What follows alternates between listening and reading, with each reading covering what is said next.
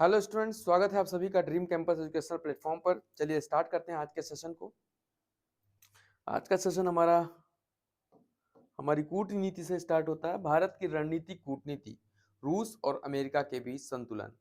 अब ये समय है जब भारत को, हमने आपसे कल भी इस बात पे चर्चा की थी कि जब बहुध्रुवीकरण हो रहा है, जब मल्टीपोलर वर्ल्ड ऑर्डर रिकॉर्ड हो रहा है, उस वक्त भारत किसी ध्रुव के रूप में नहीं, बल्कि जब तक अभी तक था भारत केवल प्रोवाइडर था, केवल बाजार था सबके लिए। इसलिए भारत की भूमिका सबके लिए महत्वपूर्ण थी। भारत की सबको आवश्यकता थी। जबकि वर्तमान परिदृश्य, जब संपूर्ण वर्ल्ड ऑर्डर बदल रहा है, जब अमेरिका का हस्तक्षेप, अमेरिका की शक्तियां, अमेरिका की कार्य प्रणाली की प्रतिक्रिया स्वरूप जब वर्ल्ड ऑर्डर बदल रहा है, जब चाइना एक तरफ एक बड़ा ध्रुव बनने की तैयारी कर रहा है, ऐसे में अब जरूरत है कि भारत भी अपने आप को एक ऐसी जगह स्टैंड ले जहां पर हमारे आर्थिक और रणनीतिक दोनों हितों को साधा जा सके। आपको पता है भारत के जो रणनीतिक हित हैं, वो, अगर मैं मतलब पिछले 60-70 सालों को अनंत काल कह दूं तो गलत नहीं होगा कि अनंत काल से भारत के रणनीतिक संबंध रूस के साथ बने हुए हैं।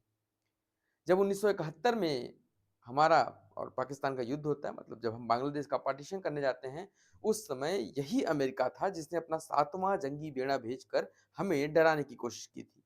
और उस वक्त ऐतिहासिक रूप से मित्र रूस हमारे साथ खड़ा था और उसने अपनी परमाणु पनडुब्बियां, अपने बड़े बड़े एयरक्राफ्ट कैरियर भेजकर हमारी मदद की और अमेरिका को ये बताया कि भारत अकेला नहीं है।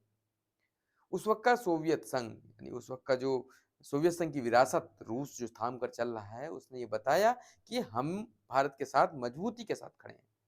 जिस स्तर पर अमेरिका पाकिस्तान के साथ जा खड़ा हुआ था, उससे कहीं ज्यादा स्तर पर आकर रूस हमारे साथ खड़ा हो गया। हमें उसके परिणाम देखने को मिले। हम अपने जो हमारा मंतव्य था उसे हम साधने में सफल हुए। हमने बांग्लादेश के 2 टुकड़े किए, पाकिस्तान से स्वतंत्र कराया बांग्लादेश को। लेकिन अब वही समय, लेकिन हमने आपसे बताया ना कि अब हमें अपने 2 हित एक साथ साधने हैं। एक तो हमारा रणनीतिक हित हो गया जो हमारा रूस के साथ था, जबकि दूसरा हमारा आर्थिक हित है। आपको पता होना चाहिए, सभी लोग जानते हैं कि आर्थिक हित और रणनीतिक हित जब साथ में चलते हैं, ये दोनों ट्रेन की पटरियों के समान समानांतर होने चाहिए। इनमें कहीं गुंजाइश नहीं है कि एक इधर भाग जाएगा और एक इधर, आपकी ट्रेन आगे नहीं बढ़ पाएगी। अगर आपकी ट्रेन को, आपकी विकास रूपी ट्रेन को अगर आपको सही दिशा में लेकर जाना है, तो आपको इन दोनों के बीच संतुलन स्थापित करना आवश्यक है। और जब आप बात कर रहे हैं कि आपका रणनीतिक हित ऐसी रूस है, जबकि आपका आर्थिक हित आने वाले समय में, आने वाले 20-25 सालों में अमेरिका के साथ जुड़ रहा है, तो ऐसे में आपको जरूरत है कि आप संतुलन स्थापित करें। हालांकि भारत ने एक महत्वपूर्ण कदम उठाते हुए अमेरिका के साथ ट्रेड डील कर ली, लेकिन आपको जानकर बड़ा आश्चर्य होगा कि इस ट्रेड डील में भारत ने अमेरिका को साधते साधते रूस को भी साध लिया। ट्रेड डील में ऐसा क्या है, किस बिहाफ पे डील हुई? हालांकि इसके पीछे कई राजनीतिक चिंतक बहुत गहरी संवेदना भी व्यक्त कर रहे हैं, कुछ गहरे विश्लेषण लेकर सामने आए हैं, कह रहे हैं कि शायद इंडिया ने कंप्रोमाइज किया होगा कुछ ना कुछ। लेकिन जब तक आपके पास डाटा नहीं है, आप क्या ही बात कर सकते हैं कि क्या किया है। कुछ तो हुआ है जिसकी वजह से भारत के प्रति अमेरिका का दृष्टिकोण बदलता हुआ दिख रहा है। इवन जो रूस के ऊपर तमाम टैरिफ आप देख रहे हैं, पिछले 2-3 महीने से टैरिफ वॉर देख रहे थे, उन सब के पीछे जो एक उद्देश्य था अमेरिका का कि रूस के साथ तेल व्यापार भारत का बंद करना है, अमेरिका ने उसमें भी छूट दे दी है। अमेरिका का कहना है कि अब आप तेल खरीद सकते हो रूस से, यानी कि प्रतिबंधों में कमी कर दी है। ऐसा क्यों किया है, क्या बात है, इन सब पे हम आज विश्लेषण करेंगे।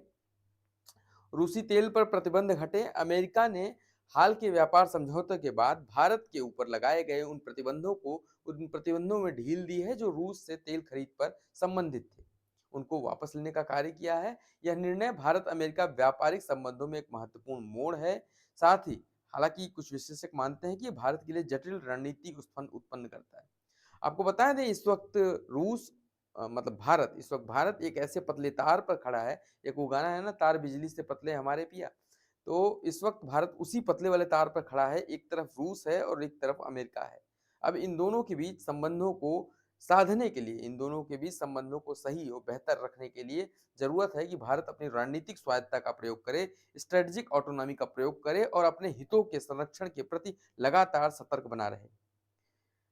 क्योंकि अगर अमेरिका ने रूस के साथ भारत को कुछ प्रतिबंध हटाए हैं, तो निश्चित रूप है से क्योंकि आपको पता है, अगर भारत डायरेक्ट रूस से तेल खरीदना बंद कर देता, अमेरिका से बात करने लगता, तो परिणाम क्या होता? रूस नाराज हो जाता हमसे।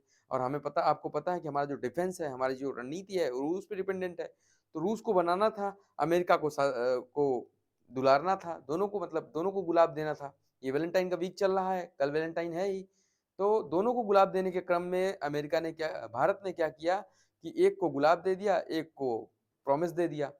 किसको गुलाब दिया है और किसको प्रॉमिस दिया है, ये तो समय बताएगा। फिलहाल किया क्या है, अगर एक हम अनुमान के तौर पे बात करें, तो भारत ने अमेरिका से कहा कि आपके जो भी कुछ डिमांड्स हैं, उनमें से काफी कुछ को हम मान लेते हैं, बदले में आप रूस के ऊपर जो सैंक्शन लगाए हैं, आप उसको हटा दीजिए, हमें तेल खरीदने दीजिए। तो आप जो मांग रहे थे, हम उसको मारने के लिए तैयार हैं, बस तेल हमें खरीदने दीजिए। अमेरिका को कोई फर्क नहीं पड़ता है कि रूस से कौन तेल खरीदे, बहुत बड़ी इकोनॉमी है अमेरिका। अगर उसका हित सधता है, तो वो गधे को भी मामा बनाने के लिए तैयार रहता है। ऐसी स्थिति में अमेरिका ने वही कार्य किया है, भारत से संबंध बनाने के लिए उसने रूस को छूट दे दी है। यानी कि एक के पीछे दो लोग लगे हुए हैं, अब इसको इस तरह से समझिए। ठीक है, अब देखते हैं कि भारत अपनी ऑटोनॉमी को कैसे सुरक्षित रखता है, अपने आप को कैसे पवित्र रख पाता है, और कैसे दोनों के साथ एक सुदृढ़ और सुव्यवस्थित संगठित संबंध बना पाता है। संतुलन की जो चुनौती होगी, हमने आपको कई बार डिस्कस कर लिया, रक्षा संबंध, आर्थिक हित और रणनीतिक संतुलन तीनों ही आवश्यक हैं। विशेषज्ञों का मानना है कि भारत को इन दोनों महाशक्तियों के बीच सावधानी से कार्य रखना चाहिए, फूंक कर पैर रखना चाहिए। तो भारत ऐसा कर भी रहा है। हमारे रणनीतिक सलाहकार जो हैं, वो तमाम, वो लोग बहुत अनुभवी लोग होते हैं, वो क्या कर रहे हैं, कुछ ना कुछ तो सोच के ही कर रहे होंगे, तो वो जो कर रहे हैं उसका आपको स्वागत करना चाहिए। फिलहाल विश्लेषण भी करना चाहिए, लेकिन एक बूस्ट तो मिला ही है। गोल्डमैन सेंस की एक रिपोर्ट, जिस पे अभी हम थोड़ी देर में डिस्कस करेंगे, उसके अकॉर्डिंग भारत की जीडीपी आने वाले समय में 6.9%, उसने 6.6 से 6.9% का प्रोडिक्शन बताया है, जबकि वैश्विक जीडीपी जो है 3.9 के आसपास रहने वाली है। तो ऐसे में ये ट्रेड डील की वजह से हमारी जीडीपी में 0.3% का जो डिफरेंस दिखाई पड़ रहा है, वो भी हमारे लिए एक सुखद संकेत प्रदान करता है। भारत थाईलैंड सैन्य सहयोग, भारतीय वायुसेना, इंडियन एयरफोर्स और रॉयल थाई एयरफोर्स आरटीएएफ के बीच एक सैन्य सहयोग के मध्य, एक दोनों के मध्य एक संयुक्त सैन्य अभ्यास होता है। दोनों देशों की रणनीतिक रक्षा संबंधों को मजबूत किया जाता है। इसमें परिचालन, इसमें क्या किया जाता है, उद्देश्य क्या था, तो परिचालन समन्वय, यानी दोनों देश एक साथ अपने विमान लेकर उड़ सकते हैं, उनके बीच कैसे कोऑर्डिनेशन होगा, कैसे वो डाटा को आदान प्रदान कर सकते हैं, तकनीकी रूप से दोनों सक्षम बनेंगे, दोनों एक दूसरे को सहायता करेंगे, जबकि क्षेत्रीय सुरक्षा के प्रति दोनों का एक सम्मिलित दृष्टिकोण संभव हो सकेगा। इसीलिए भारत थाईलैंड सैन्य सहयोग, भारत और थाईलैंड की भी जो समझौते हैं, वो आज के नहीं है, मतलब वो सांस्कृतिक रूप से हमारे उनके साथ रिश्ते रहे हैं। औद्योगिक संबंध संहिता संशोधन विधेयक 2026, मुख्य उद्देश्य इस संशोधन विधेयक जो ये आ रहा है, यह विधेयक भारत में श्रम कानूनों में अमूलचूल परिवर्तन करने के लिए लाया जा रहा है। यानी यह बड़े स्तर पर, बड़े पैमाने पर भारतीय श्रम कानूनों में परिवर्तन करने वाला है। इसका उद्देश्य क्या होगा? इसका उद्देश्य जो होगा, वो होगा श्रम कानूनों की स्पष्टता और पारदर्शिता को सुनिश्चित करना, औद्योगिक संबंधों में अधिक लचीलापन ले आना, साथ ही जो नियोक्ता और कर्मचारी हैं, उनके अधिकारों को संरक्षित और सुरक्षित करना। अभी ऐसा होता था कि कई बार जैसे कोई दुर्घटना घट जाती है, तो सारा बोझ, सारा जिम्मेदारी नियोक्ता पर डाल दी जाती है। तो अगर ऐसा रहेगा, आपके ऊपर बड़ा सेंक्शन लगाया जा सकता है, आपके ऊपर बड़ा कठोर प्रतिक्रिया की जा सकती है, आपको फौजदारी के कानून के अंतर्गत जेल भेजा जा सकता है। ऐसे में निवेशक, जब कोई बाहरी निवेशक भारत में इन्वेस्ट करना चाहता है, तो यहाँ के कानून को देखकर वो भाग खड़ा होता है कि यार, अगर कोई दुर्घटना हो भी गई, तो हम, इंश्योरेंस कंपनी भी उतना इंश्योरेंस पे नहीं करती है जितना भारत उनके ऊपर इंस्पेक्टर राज चलाता था। ऐसे में भारत ने अपने कानून में नियोक्ता और कर्मचारी दोनों के अधिकारों को संरक्षित रखने का काम करने वाला है इस बिल के माध्यम से। साथ ही व्यापार सुगमता को बढ़ावा देना, ईज ऑफ डूइंग बिजनेस को बढ़ावा देने का भी उद्देश्य इस बिल के माध्यम से हम करने वाले हैं। श्रम और रोजगार मंत्रालय ने विधेयक दोनों सदनों में पेश कर दिया है। चलिए आगे बढ़ते हैं।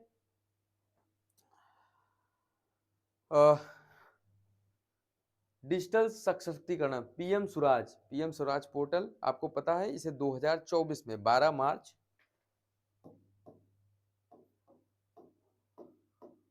2024 में लॉन्च किया गया था। ये एक ऐसा पोर्टल है जिसमें एससी, एसटी और कुछ ऐसे सफाई कर्मचारियों को शामिल किया गया है जो हाशिए पर लोग पड़े हुए हैं, या ये कहिए कि अंतिम पंक्ति के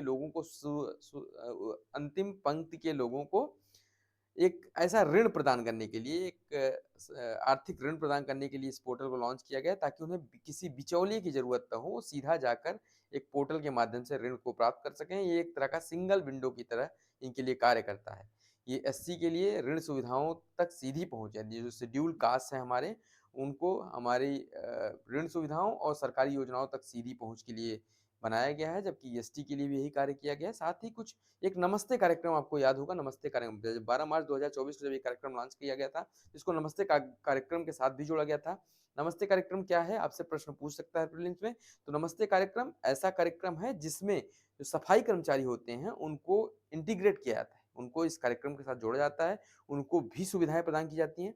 जब 2024 में ये कार्यक्रम लॉन्च किया गया था, उस वक्त सफाई कर्मचारियों को सुरक्षा उपकरण प्रदान किए गए थे, सुरक्षा जैकेट, उनके कपड़े, और उनको उस मशीनीकृत सुरक्षा तक पहुँचाने का कार्य किया गया था, जहाँ से वो सुरक्षित रहते हैं। खासकर जो सीवेज ट्रीटमेंट के कर्मचारी होते हैं, सीवर साफ करते हैं, या इस तरह के मैनुअल स्क्वेंजिंग करते हैं, आप ये कह सकते हैं कि जो हाथ से इस तरह का श्रम करते हैं जो इसे घृणित माना जाता है, उनके लिए ये कार्यक्रम शुरू किया गया। तो नमस्ते कार्यक्रम किसके लिए है? सफाई कर्मचारियों के लिए है।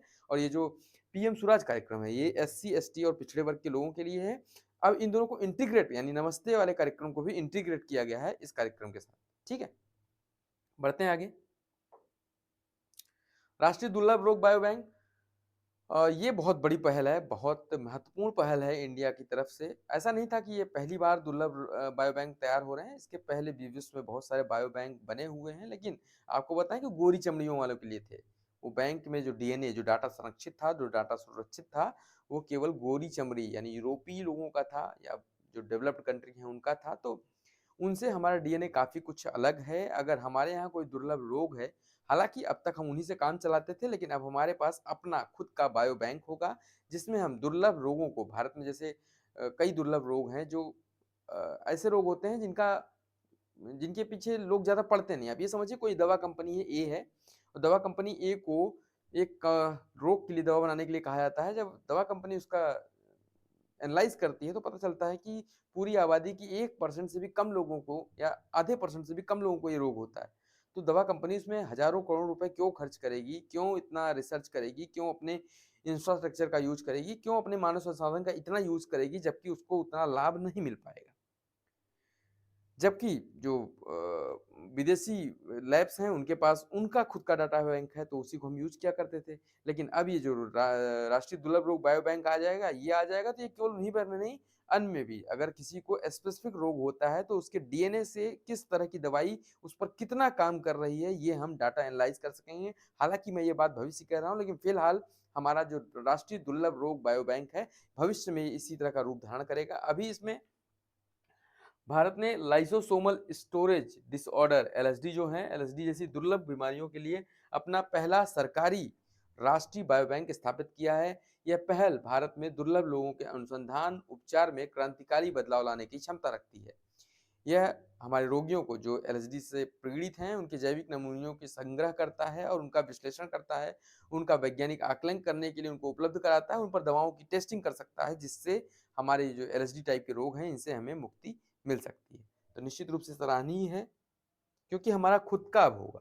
पहले भी था, हमारे पास हम दूसरों से उधार ले लिया करते थे, लेकिन अब हमारे पास खुद का है, क्यों किसी से उधार लेना। अभी जिसके बारे में हमने आपसे चर्चा की थी, गोल्डमैन सैक्स का अनुमान। गोल्डमैन सैक्स ने जीडीपी विकास दर के विषय में अनुमान लगाया है। आप देख पा रहे हैं, पूरा पुराना अनुमान था 6.7% का, जो नया अनुमान है 6.9% का, जबकि वैश्विक अनुमान जो है वो 3.9% का है। गोल्डमैन सैक्स की वैश्विक ब्रोकरेज फर्म है ये। गोल्डमैन सैक्स ने 2026 के लिए भारत की जीडीपी विकास दर के अनुमान को 6.7 से बढ़ाकर 6.9 कर दिया है। इसके कारणों में अमेरिका के साथ हुए ट्रेड डील को जोड़कर देखा जा रहा है। इसने भारत की अर्थव्यवस्था को एक बूस्ट प्रदान किया है, और अनुमान है कि भारत की अर्थव्यवस्था 2026 में 6.9% के आसपास रह सकती है। कर सुधार सुधार आयकर अधिनियम 2025-26। आपको बताएं कि इस बार बजट में कोई बहुत महत्वपूर्ण चीज देखने को नहीं मिलती है, खासकर मार्केट के लिए। हम बात मार्केट की करते हैं। मार्केट के लोग काफी उदास हैं आगामी बजट से, लेकिन सरकार का ये कहना है कि बजट 2026 के बाद सरकार एक नए आधुनिक आयकर अधिनियम की ओर बढ़ रही है। यानी सरकार इस बजट में तो उसने कुछ नहीं किया है, लेकिन आने वाले समय में वो आधुनिक आयकर अधिनियम की तरफ बढ़ रही है, जिसमें छोटे कर अपराधों को आपराधिक श्रेणी से मुक्त किया जाएगा, स्वैच्छिक प्रकटीकरण के विकल्प प्रदान किए जाएंगे, जबकि सरलीकरण जटिल कर नियमों को सरल और समझने योग्य, आम व्यक्ति उसको समझ सके इस योग्य बनाया जाएगा। Uttar Pradesh trillion dollar economy की ओर। उत्तर प्रदेश पहला वो राज्य बनने जा रहा है। उत्तर प्रदेश सरकार ने राज्य में ग्लोबल कैपेबिलिटी सेंटर जीसीसीज और डेटा सेंटर स्थापित करने के लिए आकर्षक रियायतों की घोषणा की है। इसका मतलब क्या है? ये जो ग्लोबल कैपेबिलिटी सेंटर्स होते हैं, ये बहुत बड़ा एरिया, आप इसे गिफ्ट सिटी से जोड़कर देख सकते हैं। ऐसा सेंटर जहां पर ढेर सारी बुनियादी सुविधाएं होती हैं, ढेर सारे इंफ्रास्ट्रक्चर पहले से डेवलप्ड होते हैं, जहां पर कंपनी को आप इनवाइट करते हैं कि जल्दी से आ जाओ और यहाँ पे अपना सेंटर खोल दो, हम तुम्हें बाकी फैसिलिटी प्रोवाइड करेंगे। तो किस तरह की फैसिलिटी हम प्रोवाइड करने वाले हैं? हम उन्हें कर छूट देंगे, हम उन्हें भूमि अधिग्रहण के लिए आसान विकल्प प्रोवाइड कराएंगे, भूमि सब्सिडी देंगे और बिजली प्रोत्साहन विशेष विद्युत टैरिफ देंगे कि आपको कम मूल्य पर हम बिजली दे दिया करेंगे, आपका अधिग्रहण आसानी से करा देंगे, आपको कर में भी छूट दे देंगे, बस आप आओ हमारे यहाँ इन्वेस्ट करो, हमारे लोगों को रोजगार दो।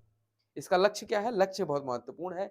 ये आपके प्रीलिम के पॉइंट ऑफ व्यू के साथ-साथ मेंस में भी इस तरह के शब्दों का चयन और इस तरह की चीजें लिखना अच्छा माना जाता है। लक्ष्य में देखेंगे तो उत्तर प्रदेश को भारत का पहला ट्रिलियन डॉलर राज्य अर्थव्यवस्था बनाने के लिए डिजिटल अवसंरचना केंद्र बनाना इसका उद्देश्य है। तो भारत के पहले ट्रिलियन डॉलर राज्य अर्थव्यवस्था बनाने की ओर उत्तर प्रदेश बढ़ रहा है। गगनयान मिशन भारत का मानव अंतरिक्ष मिशन, मानव अंतरिक्ष यान 2026 की पहली, यानी जिस साल हम 2026 की आने वाले 6 महीनों में पहला अपना जो हमारा पहला मानव परीक्षण है HLV-M3 जीवन जीवन परीक्षण को हम पहले 6 महीने में कर लेंगे, जबकि दूसरी छमाही में हम अपने दूसरे मानव परीक्षण को कर लेंगे। 2027 अंतिम मानव युक्त मिशन का लक्ष्य रखा गया। हमने लक्ष्य रखा कि आने वाले साल यानी अगले साल हम मानव युक्त मिशन का प्रयोग करेंगे, मानव युक्त मिशन से लोगों को अंतरिक्ष में भेजेंगे। इसरो ने सूचित किया है कि गगनयान कार्यक्रम के तहत पहला मानव रहित मिशन समय पर तैयार है। यह भारत को अंतरिक्ष में मानव भेजने वाला चौथा देश बना जाएगा, यानी इलीट क्लब के उन सदस्यों में शामिल कर देगा जिनके पास ये रणनीतिक क्षमता है कि वो मनुष्य को अंतरिक्ष में भेज सके। इसके अपने प्रो कॉन्स हैं, लेकिन फिलहाल अगर लोग आगे बढ़ रहे हैं, लोगों ने इसको एक प्रौद्योगिकी उन्नत संस्करण माना है कि इसको करने के बाद कोई राष्ट्र अपने आप को एलीट बोलता है, तो हमने भी वो कार्य करके दिखा दिया है।